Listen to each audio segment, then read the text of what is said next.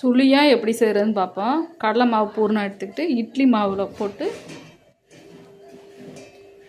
10 நிமிஷத்தில் ரெடி ஆயிடும். கடலைப்பருப்பு பூர்ணம் ஏற்கனவே நம்ம சேனலில் போட்டிருக்கு. கடலைப்பருப்பு பூர்ணம் செஞ்சு வச்சுக்கிட்டீங்கன்னா இட்லி மாவில் ரெடி பண்ணி சுழியாக சாயங்காலம் ஸ்நாக்ஸாக குழந்தைங்களுக்கு செஞ்சு கொடுக்கலாம். 10 நிமிஷத்துலேயே ரெடி ஆயிடும். சுவையாக ரெடி ஆயிடுச்சு.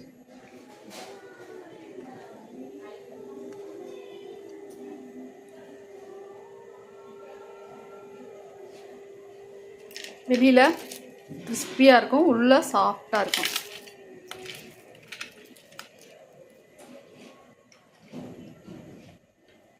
இதே மாதிரி நீங்களும் செஞ்சு பாருங்கள்.